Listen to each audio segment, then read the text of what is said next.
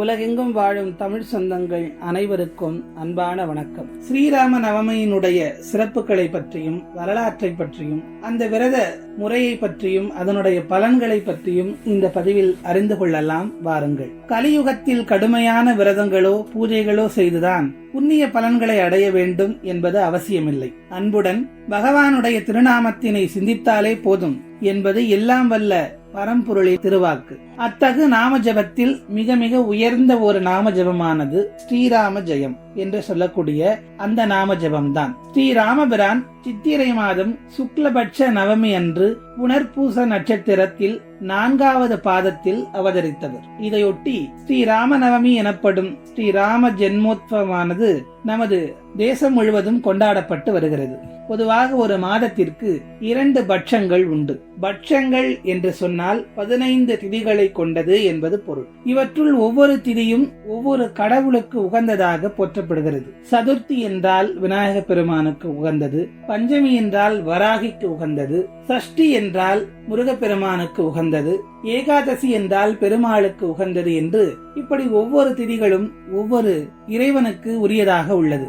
அதே போல் இன்னின காரியங்களுக்கு இன்னென்ன திதிகள் உரியவை என்ற சிறப்புகளும் எல்லா திதிகளும் மகிழ்ந்திருக்கின்றன. ஆனால் சுப காரியங்களுக்கு ஆகாத திதிகள் என நம்மவர்கள் அஷ்டமி மற்றும் நவமி என்று சொல்லக்கூடிய இந்த 2 திதிகளையும் ஒதுக்கி வைத்து விட்டனர். இந்த 2 திதிகளுடைய அதிதேவதைகள் திருமாலிடம் சென்று முறையிட்டனர். அதற்கு பகவானும் கவலைப்படாதீர்கள், உங்கள் இருவரையும் மக்கள் கொண்டாடுமாறு செய்கிறேன் என்று சமாதானம் செய்து அருளினார். அதன்படி ராம அவதாரத்தினை நவமியிலும் கிருஷ்ண அவதாரத்தினை அஷ்டமியிலும் நிகழ்த்தி தாம் சொன்ன வாக்கினை நிறைவேற்றி கொடுத்தார். இதனாலேயே ஸ்ரீராம நவமி மற்றும் கிருஷ்ண ஜெயந்தி ஆகிய 2ஐயும் நாம் மிகவும் சிறப்பாக பூஜனை செய்து வருகின்றோம். சரி, இந்த ஸ்ரீராம நவமியினுடைய விரத பலன்கள் என்ன என்று பார்த்து விடலாம். ஒரு சமயம் கேசவ பட்டர் என்கிற ஏழை அந்தனர் தேச யாத்திரை புறப்பட்டார். செல்கிற வழியில் வியாசர், பராசரர், சுகி ஆகிய 3 தவமுனிவர்களை கண்டு வணங்கினார். தன் ஏழ்மை நிலையை சொல்லி வருத்தத்துடன் முறையிட்டார். அவர்களோ ஸ்ரீராம நவமி விரதத்தினை முறையாக உபதேசித்ததுடன் ராமாயண உபன்யாசம் செய்வதாலும் கேட்பதாலும் கிடைக்கிற அளப்பரிய பலன்களையும் சொன்னார்கள். இப்படியாக ராமநவமி விரதத்தினை முறையாக மேற்கொண்டால் திருமகள் கடாட்சம் கிடைக்கும், பகைவர்கள் கூட நண்பர்களாக மாறிவிடுவர், வியாதிகள் தொலையும், இழந்தவற்றை மீண்டும் அடையலாம், உத்தமமான குழந்தைகள் மூலம் சந்ததி விருத்தி உண்டாகும் என்கிற பலன்களை 3 முனிவர்களும் மூலமாகவும் அறிந்த கேசவ பட்டர் அவர்களை மகிழ்வுடன் வணங்கி சொந்த ஊர் திரும்பினார். ராமநவமி விரத மகிமையால் சகல ஐஸ்வர்யங்களையும் அடைந்த அவர் பலருக்கும் இவ்விரத மகிமையை உபதேசித்தார். இதன் பலனாக அவரின் மகனான நாராயணன் பட்டத்து யானை மாலையை போட்டதன் மூலம் அந்நாட்டிற்கே அரசனானான். அந்நாடே சுபிட்சமாக விளங்கியது. நமது சமயத்தில் வாழ்வில் ஏராளமான விரத பூஜைகள் நம்மால் கடைபிடிக்கப்படுகின்றன.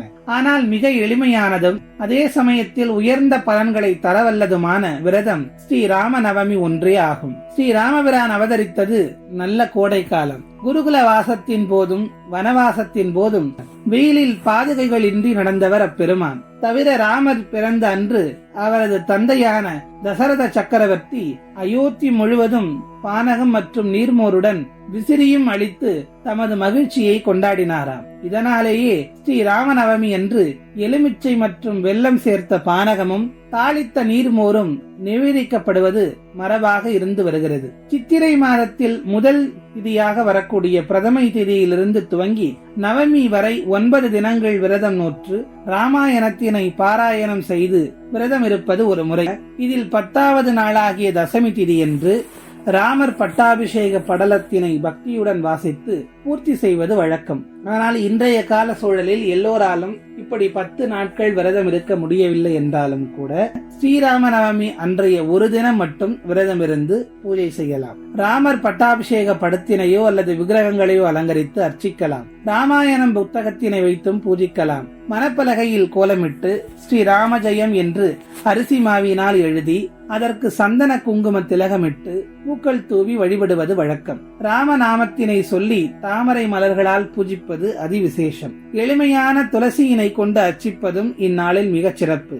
ராமர் ஜனித்தது நடுப்பகலில் என்பதால் இப்பூஜையினை பகல் நேரத்தில் செய்வதுதான் மிக மிக உத்தமம். அன்னம், பாயாசம், வடைபருப்பு, கனிவகைகள், தேங்காய், வெற்றிலை முதலியவற்றுடன் இயன்ற நிவேதனங்களை சமர்ப்பிப்பது வழக்கம். முக்கியமாக இந்த ராமநவமியிலே நாம் நிவேதனமாக வைக்க வேண்டிய 2 பொருட்கள், ஒன்று நீர்மோர், மற்றொன்று பானகம். பானகம், நீர்மோர் இவற்றையும் பூஜை முடிந்த பிறகு பிரசாதமாக அனைவருக்கும் விநியோகிக்க வேண்டும். குடை, விசிறி அல்லது செருப்பு போன்றவைகளில் இயன்றவற்றை தானம் செய்வது என்பது விசேஷம். அன்றைய தினம் ஸ்ரீராம நாமத்தினை சிந்தித்தபடியே இருத்தல் என்பது மிக மிக அவசியம். அரண்மனை சுகபோகத்தில் பிறந்தாலும் எளியவனாக அவதானித்து காட்டியவர் ராமபிரான்.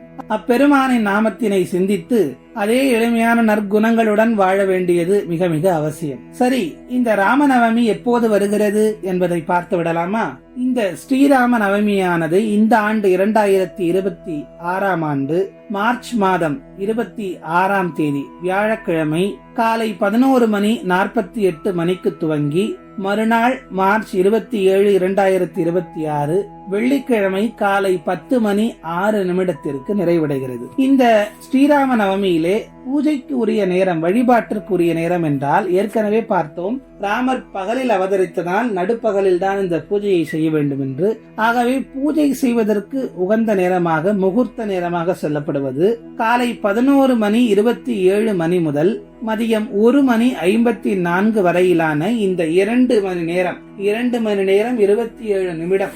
இந்த காலத்திற்குள் ராமபிரானை பூஜை செய்து ராமாயணம் பாராயணம் செய்யலாம். ராமர் பட்டாபிஷேக படலத்தினை பாராயணம் செய்து, சுந்தரகாண்டம் முதலியவற்றை பாராயணம் செய்து, ராமருடைய போற்றிகளை சொல்லி உள்ளன்போடு ராமபிரானை வழிபட்டு, குழந்தை வேண்டி விரதம் இருப்பவர்கள் ராமபிரானை உள்ளன்போடு நினைத்து ராமரை போல் ஒரு குழந்தை வேண்டும் என்று ராமனை உள்ளன்போடு பிரார்த்தனை செய்து கொண்டால் அடுத்த ஆண்டு ஸ்ரீராம நவமிக்குள் குழந்தை பாக்கியம் என்பது கிடைக்கும். ஆகவே ராமபிரான் அவதரித்த திருமாலின் அவதாரமாக மனிதனாக அவதரித்து இறைவனே ஆனாலும் மனிதனாக பிறந்துவிட்டால் விதிகளுக்கு கட்பட்டு அந்த மனிதன் எப்படி வாழ வேண்டும் என்ற முறையினை நமக்கு சொல்லித் தந்த அற்புதமான அவதாரம் இந்த ராம அவதாரம். ஒருத்தனுக்கு ஒருத்தி என்ற உயர்வை சொல்லித் தந்த அற்புதமான இந்த ராம அவதாரத்தில் ராமபிரானுடைய பிறந்த தினமான அந்த ராம நவமி நாளில் உள்ளன்போடு ஸ்ரீராமரை வழிபட்டு எல்லாம் வல்ல ராமபிரானுடைய கருணையை, பேரருள் பெருங்கருணையை நாம் பெற்று மகிழலாம். ஆகவே தவற விடாதீர்கள். இந்த நாளில் முறையாக ராமபிரானை விரதம் இருந்து உள்ளன்போடு வழிபட்டு எல்லா நலன்களையும் அடையலாம். மீண்டும் நல்லதொரு பதிவில் சந்திப்போம். நன்றி, வணக்கம்.